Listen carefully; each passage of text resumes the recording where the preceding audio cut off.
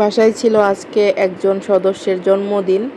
জন্মদিন মানেই হচ্ছে খাওয়া দাওয়া। তো সেই জন্য আজকে বাসায় তেহারি রান্না করা হয়েছে। আর তেহারিটা একদম ঝরঝরে পারফেক্ট হয়েছিল। আমি হচ্ছে তেহারিটা একটু নাড়া দিয়ে দিচ্ছিলাম। আর দুপুরে খাওয়া দাওয়া সবাই অলরেডি করে নিয়েছে। আজকে আমাদের লাঞ্চ করতে অনেক বেশি লেট হয়ে গিয়েছিল। তো যাই হোক, এখন হচ্ছে আমি আমার প্লেটটা রেডি করতেছি। আর এখানে একটু সালাদও নিয়ে নিচ্ছিলাম। সবাই খাওয়া দাওয়া শেষ হয়ে গিয়েছে অনেক আগেই। আমি মেয়েকে খাইয়ে খেতে খেতে একদম 3টার মতো বেজে গিয়েছে। তো এই হচ্ছে আমার প্লেট একদম রেডি, আর সাথে কোল্ড ড্রিঙ্কস হিসেবে কোক ছিল। আর মাংসটা দেখেন এত বেশি সফট হয়েছে।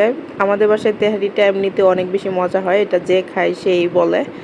তো আমি হচ্ছে বিসমিল্লাহ বলে লাঞ্চটা করে নিচ্ছিলাম। আর সেই সাথে নিয়েছি একটা বোম্বাই মরিচ। এই মরিচ এত বেশি ঝাল, এটা খাওয়ার পর আমার মনে হচ্ছিল যে নাক কান দিয়ে একদম ধোঁয়া বেরোচ্ছে। আর আলুটাও অনেক বেশি সফট হয়েছিল। তেহারিটা যেহেতু গরম গরম ছিল সেই জন্য খেতে আরও বেশি মজা লাগছিল। তো এই আর কি, আমি হচ্ছে নেক্সট টাইম আরেকটা বাইট দিচ্ছি মরিচের মধ্যে। একটা বোম্বাই মরিচ দেখা যায় আমি 3 দিনে খাই, কারণ এই মরিচ একবারে খাওয়া আমার পক্ষে সম্ভব না। তো এই ছিল আমার আজকের লাঞ্চ। সব কিছু মিলিয়ে আলহামদুলিল্লাহ।